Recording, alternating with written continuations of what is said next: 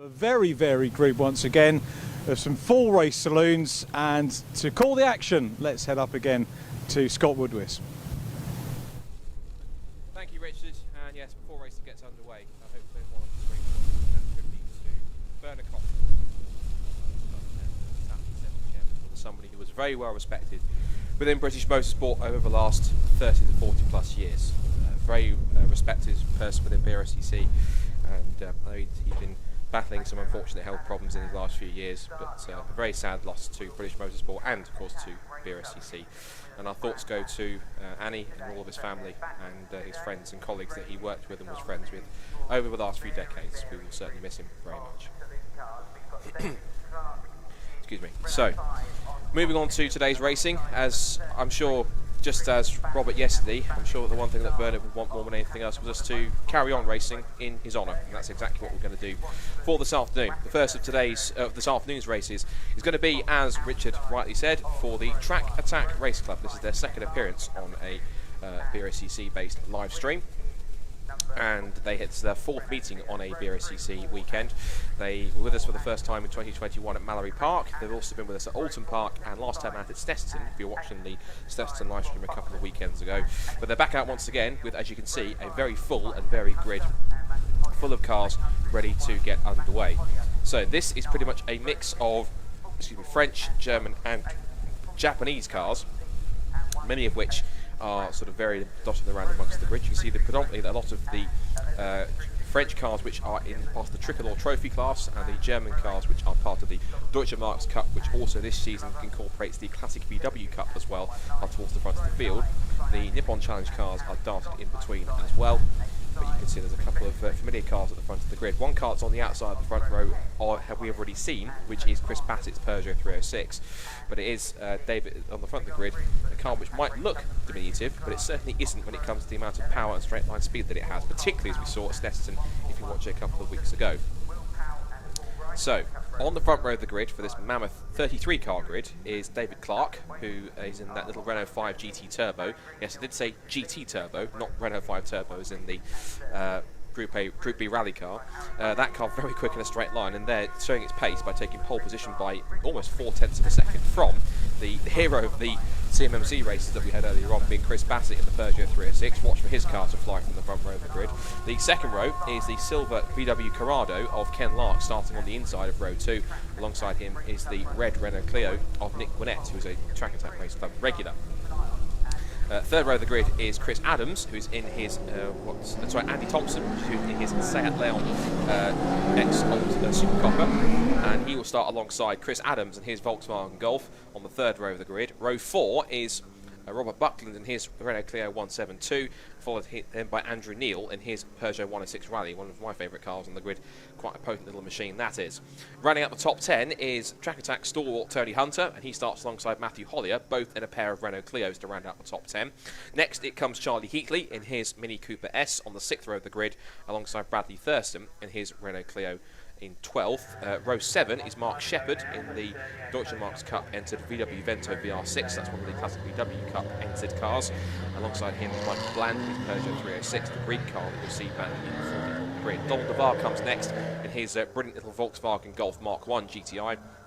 Next to him is Nick Glover in the number 119 Mazda MX-5 Mark II. Row 9 is Andrew Mitchell's Peugeot 206 GTI, and he takes pole in the 206 GTI Production Cup, which is another one of the sub-series that makes up the entire Track Attack Race Club paddock.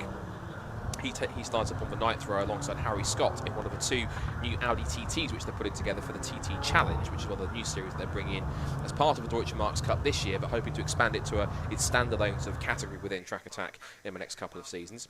Then we have on to round up the top 20, it's Robert Collins and his rather unique Citroen C2. You don't really see many C2s racing. It's usually either the C1s in various of the championships, but also as well as Saxos. But Citroen C2 on the grid back in 19th, and he starts alongside Tony Markham in his venerable Honda Civic Type R. Then we get into the bulk of the 206 GTI Cup cars, that being Carl Powell and Kevin Houghton come next on the 11th row, followed by Will Powell and Paul Rice, the man who looks after and oversees the entire 206 GTI Production Cup. Then it's Stuart Cheeseman and Samuel Watley, and Harry Greenhill comes next on 27th on the grid, alongside the second Audi TT of Richard Lees. Aaron Bunning then comes in 29th. That is one of the couple of the Nippon Challenge cars. He's in the Subaru Impreza, the yellow car towards the back of the field. Then we have another brilliant car, Tim Moll, and his Volkswagen Golf Mark 1 Berg Cup. That thing that certainly makes quite a noise out there, 30th on the grid.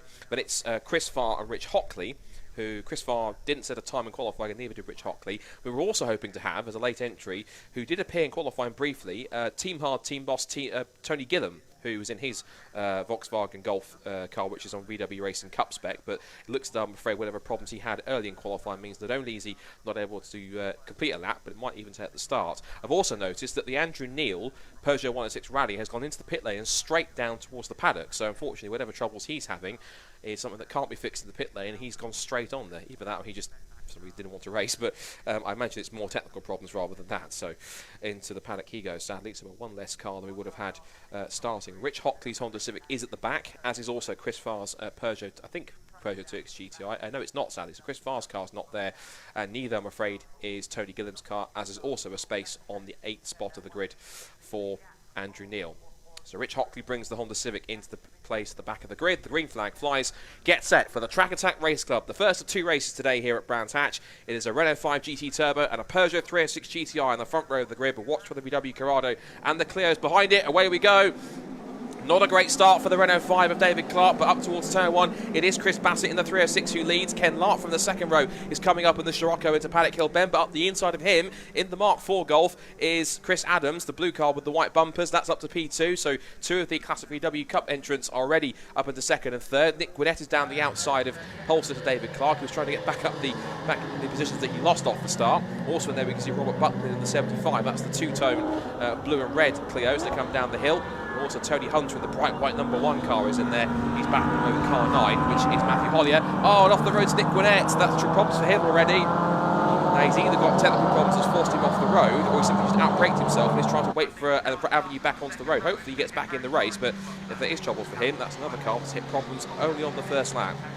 There's the 333 in the field. That's Mark Shepherd and his Vento VR6. He's battling away with the number 9 of Matthew Hollier that we saw battling away. Andy Thompson's in there too, and he's Seat Leon Super Copper. Meanwhile, across the line to end the first lap of racing in the Track Attack Race Club here at Brands Hatch, and it's Chris Bassett in the 306 who leads the way, from Adam second in the Volkswagen Golf, and it's Ken Lark in the VW Corrado. 12th to David Clark in that Renault 5 GT Turbo is 4th. We have a pit caller. I can hear it on the pit lane siren, and as watch leaders come through.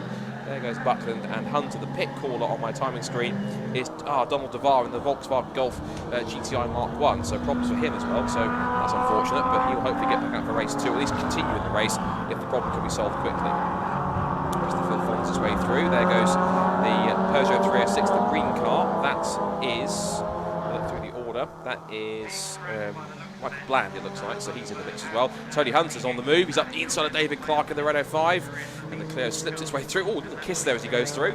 Little love tap from David Clark on the left rear of Tony Hunter's car. Meanwhile, yellow flags are flying and the safety car's been deployed. Now there's a car, the Citroen C2's gone off, I think, at Paddock Hill Bend. There's nobody else off at Paddock Hill Bend, so I suspect. No, there is a couple of cars off, in fact, and it's up on the run towards Druids, up the hill I can see. Well, not just that, Nick Gwinnett's car has stopped, so Nick Gwinnett's car is having to go back to the paddock. There are 2 cars that have made contact, and I think one of them is at least one of the 206s. It's on the approach up the hill towards Druids. It's off camera at the moment. I think we might have it on our screen in a second, and red flag's been called. And there's the reason. It is 2 of the 206s, one of which has got a wheel off extraordinarily. So the cars which are involved, by the looks of it, looking at who's down the timing screen, it looks like one of them is the 116 of Harry Greenhill. The other one might be the 27 of Stuart Cheeseman. So 2 of the 206 GTI Production Cup cars are in trouble. And so that has caused a red flag here for our first Track Attack Race Club race of the day. There's the 95 car. That's Andrew Mitchell. He is currently sat at the moment. I think he's leading. Is he leading the 206s? He is. So that's our leader of the 206 GTI Production Cup. Now, we've completed 2 laps.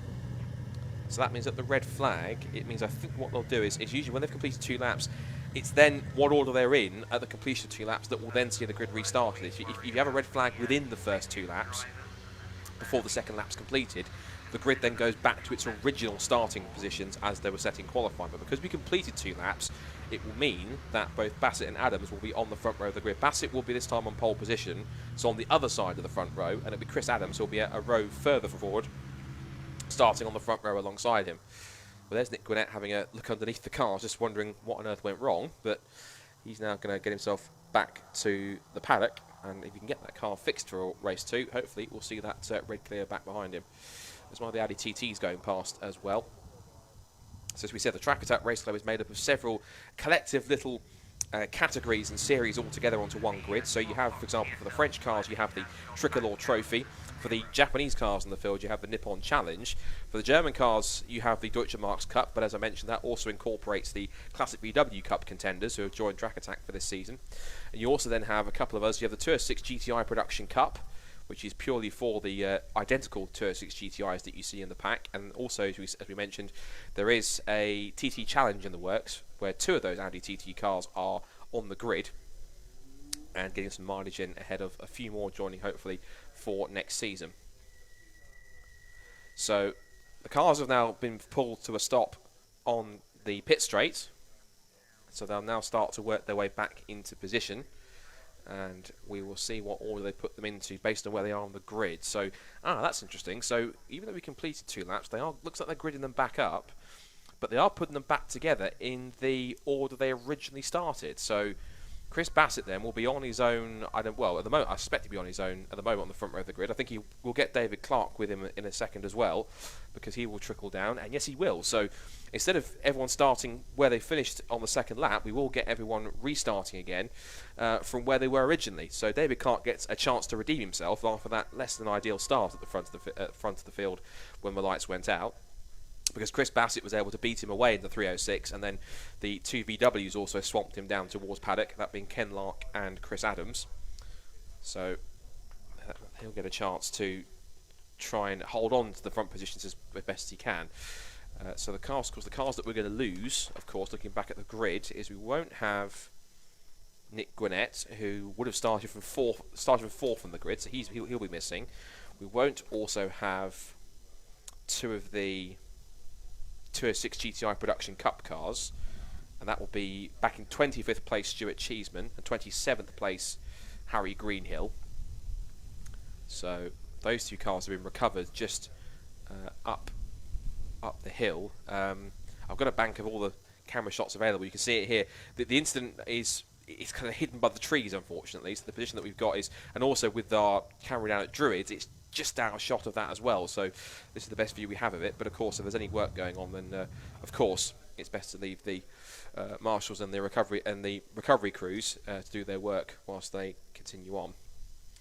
And again, massive thank you to all the marshals and to our fantastic volunteers, our Orange Army, who we so poignantly celebrated yesterday, as well as remembering the late Robert Foote, who we lost, of course, last Saturday in a rather tragic accident here at Brands Hatch.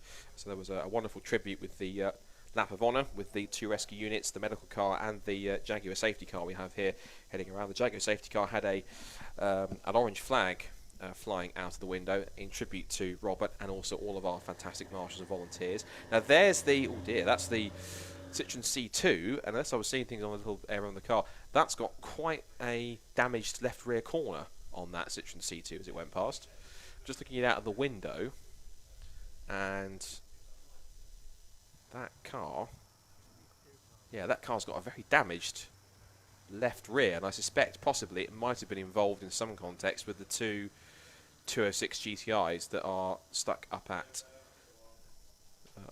the hill at Druids. The Citroen C2, which is car 40 of Robert Collins, that's managed to pull itself off the road, exiting Graham Hill Bend onto the escape area, so he's now well off the circuit and out of harm's way. But yeah, looking at it from outside the window, as you can see the grid here, or being reformed, the Citroen C2, which I think is going to try and make its way back to the paddock, which it is. Oh dear, the left rear of that corner of that car. I wish we could get a camera on that, but just for the context of what the damage is, but that is a very, very unhealthy looking rear end on the Citroen C2. It's still moving, but yeah, that's going to take some clearing up the back of that car, I'm afraid. But fingers crossed they can get it out there, and obviously as well, we fingers crossed that in total, Robert is okay. He's continuing driving, but of course in any accident, by default, the main precaution is that they'll all go to the medical centre for a quick check over by the Chief Medical Officer, which for this weekend is Dr. Claire Morden. So they will head down just to make sure that, as far as medically they can see, they're all cleared and all okay. So we get a chance to go again here with the Track Attack Race Club. Everyone just being reformed back into their positions. We had one of the Audi TTs come into pit lane just now a couple of minutes ago. Didn't quite catch which one it was, although maybe looking at the grid we might be able to work it out. So we've got Audi TT, which is behind Nick Glover's car. So Harry Scott is on the grid. So the other one, I think, which was Richard Lees, if I'm correct. Let's look at the qualifying results. Yes, so Richard Lees was the one that was in the pit lane. So that car possibly will have to start from the end of the pit lane when it goes back out again, because it will be parked at the end of it if it's gone through. Either that or that's another car that's gone straight to the paddock, which is a shame if it has. So a few casualties from the first couple of laps, be they mechanical or incidents, but the brilliant recovery crews are working on recovering the two Peugeot 206s that are up at Druids. So I think we'll just leave the shot here on the grid whilst we're waiting for the action to get back underway, just to let the recovery crews do their work. It does appear on the surface, as far as I can see, that both drivers are out of the cars and moving around. Again, of course, they're going to get a check-up at the medical centre just to be absolutely sure, but that's the main thing, to see drivers move. There was at least one driver out with his helmet still on, so that's the main thing. So whilst we wait for the Track Attack Race Club to get back underway, quick reminder of what's coming up for the rest of the afternoon. The next race coming up is the next of our Caterham action. That's the Caterham 7270R Championship. We've also got the Zio Prototype Cup, which has its first of two races coming up after the Caterhams. Then we have the Caterham 7310Rs, the third race of the weekend for the Avon Tyres National Formula Fords. And then we have the Caterham 7 Championship UK for their third race. And then we have the Track Attack Race Club for their second race later on. And then the Zio Prototype Cup for their second race to round off today's action. I did also just notice then there was a car that was driving up the circuit the other way to go back into pit lane and then into the possible scrutineering area. So is that another car that's hit trouble? I didn't quite catch exactly which one it was. I don't know if it was maybe Tim. It looked like it might have been something like Tim Berg's. Tim Moll's VW Golf Mark 1 Berg Cup car, which is a shame if it is, but another car which has had some issues. And there's also a Peugeot that's being pushed. I'm presuming that's just it being pushed back into a different position. It's just at the back of the grid there, and that's being sent the other way as well. So I'm a little confused as to what's going on there, but that 206 is going the other way and being sent around either to the assembly area or to the scrutineering bay. But that's rather odd. I can't see anything excuse me, immediately wrong with that car, and it is 55 that's going back to the paddock, and that is 55. That is, I can find him. Will Powell is going into the pit lane. So whenever the issue is for Will, he is in the pit lane, and another issue for him. So it's unfortunate that a few of our Track Attack competitors are having one or two, it seems, either mechanical issues or just issues that are forcing it to head into pit lane briefly. But if you have a Japanese car or a French car or a race, be race prepared, of course, or Japanese, French, or German, and you want to take part in the Track Attack Race Club, you can, of course, get in touch with the man behind Track Attack Race Club, which is Steve Vince, who is always looking to try and make sure that his grids are as full as possible. And you can see he does a brilliant job here. Now, Will Powell's car that we just saw on camera there, that's another one that's heading to the paddock as well. So not 100% as to what some of the issues are with some of these cars, but hopefully those cars will be out for race 2, because it'd be great to see if we get another full grid again, and hopefully we even get someone the likes of Tony Gillam, who was in that qualifying session this morning. But I hope that the issue that he had in qualifying, which saw him crawling into the pit lane right at the beginning of the session after I just think it was on his out lap, I do hope that's not an issue which has kept him out of racing today. It would be a real shame if so, but just waiting for things to be cleared up. So the race is set to get underway. The next race is set to get underway, scheduled for 20 past 2. Tim Moll's car was the other one that went back to the paddock, was back into the assembly area in the inner paddock. Is now driving back to the paddock itself. So that's another one. So a few cars which are unable to take the restart. I've also noticed that I didn't see Aaron Bunning's Super Impreza on the grid either. That car was out for qualifying too, but whether that's hit some troubles remains to be seen. So let's just take stock of where we are in terms of the grid that we have. And so it will be once again as it was for the original start. It will be David Clark who will start on pole position. It will be alongside him on the front row Chris Bassett, who was the initial leader at that point for the first couple of laps. Then it was Ken Lark and Nick Gwinnett on the second row. Well, Ken Lark will be on his own on row 2, and it'll be Nick Gwinnett who would have been starting alongside him, a non-starter due to mechanical problems for him. I can see he's probably got the bonnet up on his number 14 Renault Clio, trying to figure out what the problem was. As we see, it looks like the clear up of the two 206s that came to blows at the exit of Paddock Hill Bend on the approach to the Druids, and now on the way back to the paddock. Well, one is, in fact, you can see the car, that's the white car, Harry Greenhill, and the other one is just going through Druids now. So both on the low loaders, and back, I'm sure, to the paddock to try and get them fixed for race number 2.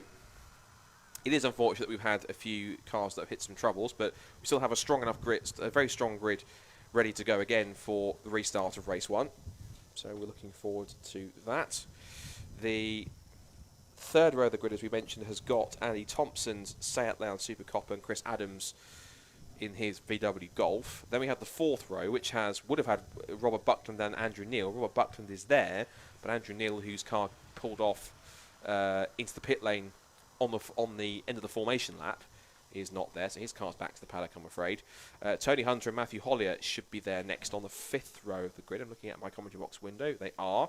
The sixth row is also there, which is Charlie Heatley and Bradley Thurston. Bradley was one of the late entries we had in the Renault Clio. The seventh row is there too, with the VW Vento. That's Mark Shepherd and the 333. Michael Bland's 306 is alongside him. And we then have on his own on the eighth row of the grid is Nick Glover, because Donald DeVar is another driver that hit some problems on those opening couple of laps on that start. The next row is full. We have Andrew Mitchell, who was the fastest 206 GTI production Cup car in the field, will start on the ninth row again alongside Harry Scott.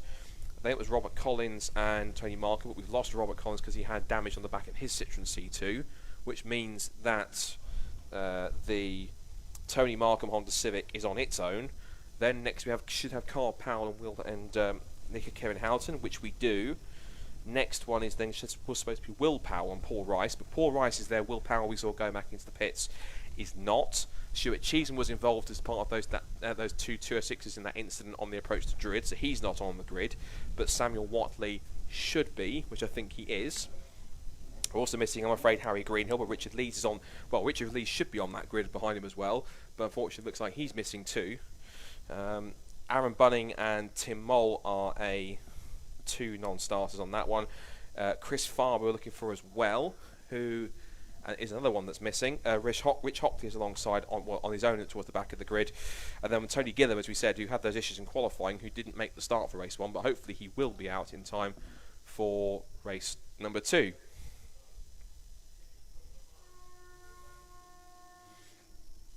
So the signal goes out for the drivers to get ready for another formation lap.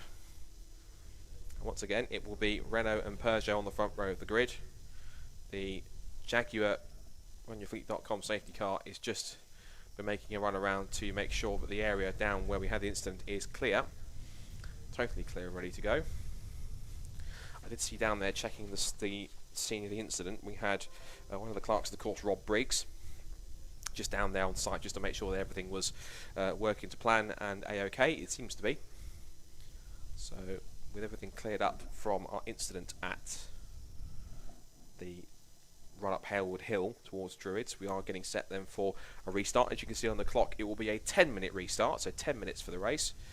And I think it's just enough time to make sure that we can stay as close to the timetable as possible for the rest of the day, with the KHM7 270R Championship race for this afternoon scheduled for 20 past 2, but of course it's just getting the race underway in order to keep ourselves on track as possible. But the BRSCC, who are ever ruthlessly efficient in the most positive way, do like to rattle through the races to ensure that if they are down on time, they can somehow eventually end up back ahead of time, which is something they do on a frequent basis. So kudos to not just the marshals, but all the officials and all the volunteers who work in race control and the timekeepers and race admin who work incredibly hard to make sure that only if they are down and behind on delays that they can actually get the racing back on time and even up again on time in terms of a reserve to work out on. Now then, I've spotted something else in the pit lane. Tony Gillam's Volkswagen Golf is now at the end of the pit lane, and I think he's looking to try and take the restart this time. By his car wasn't on the grid or in the pit lane for that first start, but for the second one he is there and he's being allowed to take the start from the pit lane. So I think the camera's going to move across to have a look at it. So there is the main grid, and if you just look to the left as it comes through, if we can stretch it, there just in the edge of the shot, there it is. Tony Gillam's Volkswagen Golf will start from the pit lane, but of course he'll have to wait until everyone has gone past him into the first corner at the end of the pit lane before he can leave. That's the rule with anyone starting from the pit lane. You wait until the entire field has gone past at the start of the race, and then you can join him from the pit lane. So the cars then make their way off onto their second formation lap of the day after their first one after that first start. So again, let's quickly rattle through the grid in terms of who is where. So David Clark then back on pole position in the Renault 5 GT Turbo. Chris Bassett will start once again alongside him on the front row. Watch for that Renault. Of course, it took the fastest time in qualifying. Didn't have the greatest of starts, but is pretty quick in terms of over a single lap. Before I carry on with that, I've noticed actually Tony Gillam's been allowed to leave the pit lane, so he's actually being allowed to take the restart, and he was due to start from the back of the grid anyway, so it looks like he will be out on track in that car. There he is, although the fact he's going rather slowly into Paddock Hill Bend doesn't seem like a confidence booster for me to get him into the race. He is trundling around, but I hope that's not the maximum pace he's got in that car, and in terms of what's available to him right now. And oh no, Tony Gillam, he doesn't even make it past Paddock Hill Bend, and whatever fix he's trying to put in there hasn't worked, so I'm afraid the team hard boss will not make it to the start of this race. That's a real shame. He did make an attempt, but I'm afraid whatever issues he's had has forced him to pull the car off at the bottom of Paddock Hill Bend, so that is a real shame that Tony will not make it to the start of race 1. I hope he does get the car fully fixed for race 2. It's a brilliant looking car, and of course Tony Gillam, who's been quite a prominent racer of VWs, as in his Team Hard squad has been for the last few years, and of course he's run VWCCs in the British Touring Car Championship before. Does like to get behind the wheel every now and again, and has done so not just in touring cars, he's done so in Porsches and all sorts of different machines, but he just popped out for a run in the Track Attack Race Club aboard his one of his many VW Golf Cup cars, but I'm afraid the current example is not behaving the way he'd want it to be, so he will not take the start for this first race. So David Clark's Renault 5 GT Turbo, and then Chris Bassett on the front row. It's then Ken Lark on his own on row 2 with no Nick Gwinnett. Andy Thompson and Chris Adams are there on the third row. Row 4 has Robert Buckland but no Andrew Neil. Tony Hunter and Matthew Hollier come next, then Charlie Heatley and Bradley Thurston, Mark Shepherd and Michael Bland come next on the 7th row of the grid. No Donald DeVar, but it will, and no Nick Glover is there. We then have Andrew Mitchell and Harry Scott on the next row. Then there's no Robert Collins, but we have Tony Markham lining up 20th. Then it's Robert Collins and Tony Markham. Then we have Kevin Houston, and then no Carl Powell. No Will Powell, but there's Paul Rice. No Stuart Cheetham, but Samuel Watley. No Harry Greenhill or Richard Lees, Aaron Bunning or Tim Mole. But then Chris Farr, Rich Hockley, and Tony Gillam, what would have been Tony Gillam, at the back of the grid. So, all set for our first Track Attack Race Club. Race 1, start number 2 here at Brands Hatch. It's then Renault and Peugeot at the front of the grid. This time, much better start from David Clark from the front row. And got to get away from the second row for Chris Adams. He gets the decent first start, but then finds himself boxed in on the outside line between Robert Buckland and Ken Lark. Both of them back out, and it's now side by side for third place. The Bassett takes the lead, and big sideways moment for Robert Buckland, who just about holds it. He's in a front-wheel drive car. He's boot the throttle, and round comes the front. But into the hairpin they go for the first time. Bassett leads, Clark in second place, Adams is there in third. Robert Buckland has survived somehow that slide in fourth position from Paddock Hill Bend. Into fifth, after starting alongside Tony Hunter, has come Matthew Hollier in his black Renault Clio. There's Andy Thompson in the Seat, battling with Tony Hunter in his bright white Renault Clio. He's a veteran of the Track Attack Race Club, and certainly a welcome driver who's always in the paddock. That familiar bright white car with the tricolour French flag on the roof. He manages to hold off Andy Thompson's Seat. turn their way through the right-hander of Clearways and Clark for the first time. So Bassett leads then, Clark in second, Adams third, Buckland fourth, Ken Lark is fifth, Hollier sixth. It's then seventh place for Tony Hunter as they head down back towards Paddock Hill Bend at the first time again on racing speed. Up the inside goes the Corrado on the Clio. A nice clean pass for Ken as he slips by into what is now looks to be fourth position. He's now behind Chris Adams. There is Chris. There's Lark. And then everyone else piling in behind. We've got Tony Hunter then getting back the position he lost early on to Matthew Hollier off the start. He's now going side by side with the black Clio. Andy Thompson's in there. Holly goes back up the inside. Excuse me, Tony, what are you doing? Go around the outside is what I'm doing, Matthew. He goes around the outside and holds on. So Matthew gets passed by Tony. Through comes Andy Thompson in that Seat, if he can get through. Also in there was Charlie Heatley, car 44 in the Mini Cooper. We've got Rich Hockley. Is that Rich Hockley for the back of the grid? I think it is. Rich started right at the back of the grid, and he's already in, I think, about the top 10. Where is he? He finished the first lap 11th, and he's charged. Look at that. He's passed Andy Thompson. He's passed Charlie Heatley. 2 moves in one. There was almost contact between the three of them. Charlie Heatley's been in a straight line speed at the moment. He's been passed by Thompson, passed by Bradley Thurston's Renault Clio, who then goes past Thompson's Seat as well. So, and that's got a rookie cross on the back. So he's a novice driver and battling against Andy Thompson, who's been in this series for quite a long time. So impressive stuff from Bradley. He's now just holding off Charlie Heatley. He tries to go around the outside and succeeds. So when he gets the position back, and also there trying to join the fun is the Vento of Mark Shepherd of a 333, the red machine there, the red saloon. Not too far behind him is Michael Bland, number 306. There he is, the green car. From the leaders, there's Rich Hockley. He's past Matthew Hollier, so he's making a charge up for the back of the grid. Rich didn't really have a proper time in qualifying, so his pace, his qualifying position, would not a reflection at all of what his true pace is. Chris Bassett sets the first proper flying lap of the race, 54.472. And let's see if anyone like Hockley can beat that. Well, he's done a 55.2, but he's moved up to 7th now, so charging through from the back. Bassett still leads now by 1.1 seconds by virtue of that fastest lap. The two of them have pulled a small gap to, well, quite a substantial gap actually, to Chris Adams in 3rd place. Here's the battle going on between Buckland, Hunter, and then Rich Hockley's Honda Civic. That's the EK9 example. Under brakes. Hockley closes in. And now it's an evergreen battle between these two. There goes Chris Bassett. Had some fun in the 2 CMMC Super Saloons and Tin Tops races, won both times the overall Tin Top category in that race. And so far, he's able to try and make it 3 victories out of 3 races so far. There is Michael Bland's car, and there's the incredible little Renault 5 GT Turbo David Clark. You can't believe how quick that car is. It really is a fantastic little machine with plenty of power under the bonnet.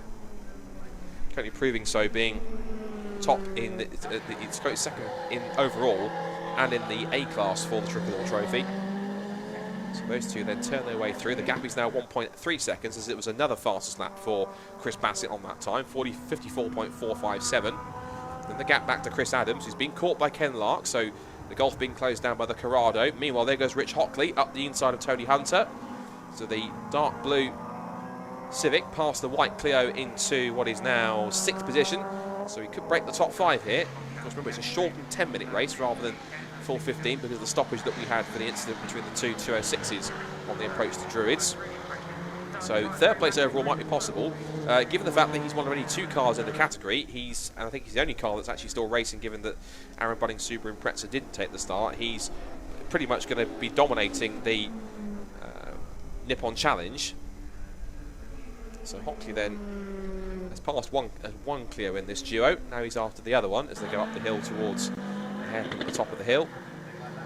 There goes Adams, Lark, then Buckland, Hockley. There's Tony Hunter, hugging the curb on the inside as he rounded Druids. Quick note on the lead gap, it's gone up by another second or so, to 2.2 seconds. Clark still holding on in 2nd place with quite a gap of about 5.5 seconds over Chris Adams in the Golf. And now they're all starting to come together here because Adams is under threat, bouncing his way through 30s with Ken Lark on his tail.